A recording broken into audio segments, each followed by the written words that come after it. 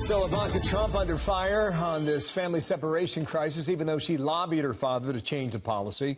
Some media outlets are still criticizing the president's daughter, and Howard Kurtz has a look at all that. Fox News media analyst and host of Media Buzz with me now. Howie, how are you doing? What have you found? What have you heard? What have you read about this? What I am seeing is a real pattern here of liberal pundits led by MSNBC's Mika Brzezinski beating up on Ivanka Trump for not going public and criticizing her father. CNN had a piece, Ivanka's deafening silence, except we now know that she was not just pressing her father publicly, she was bringing him pictures of the kids at the border saying we have to do something about this, contributing to changing his mind. And in other words, she chose to engage in private persuasion rather than public virtue signaling, and that my sources say that reflects her style of preferring to try to get some action as opposed to just joining the Washington blather. So let me read one of your lines. This has become the go-to move, especially for female pundits on the left.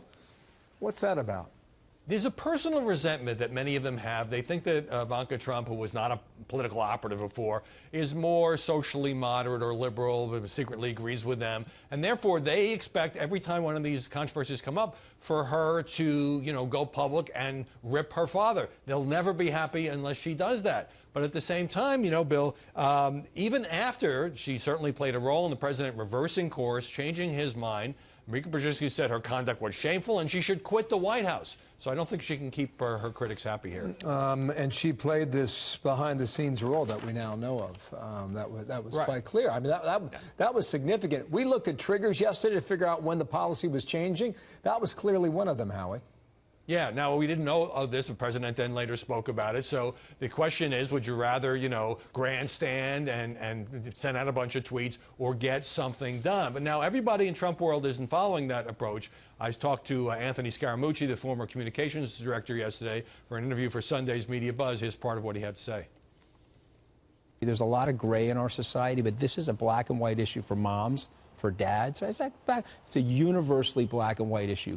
You don't want to look back on this thing in 10 years and say, my God, what were we doing? Okay, do you think the Americans look back on the Japanese internment camps and say, yeah, that was a great idea? I mean, give me a break. Okay, cut the nonsense. The Mooch is a real Trump loyalist, but he felt compelled on this issue to speak out, and I think he also let the White House know his views. We'll see more of that on your show on Sunday. Have you seen the cover of Time magazine? I have. Okay, here it is for our viewers. Welcome to America. Howie? That picture of the 2-year-old Honduran girl really became the face of this crisis. It was taken by a Pulitzer Prize-winning Getty photographer, so I don't have a problem putting her on. But the way in which it's transposed, of Trump staring down at her, of course, this is a fictional assemblage here, that he doesn't care about children at all, is very much in line with a series of virulently anti-Trump covers on Time magazine, Time not making any effort to hide its disdain for the president. You think about that Ivanka situation. I mean, she was in the wheelhouse for mainstream media. Yeah, she was a centrist. Some would argue center-right, some are center-left during the campaign. But all that changed after she went to Washington. And I don't see it coming back.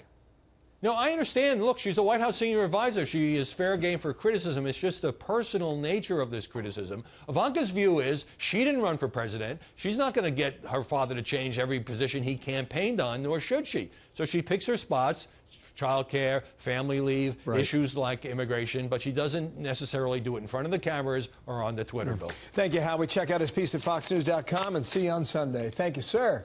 Thank you.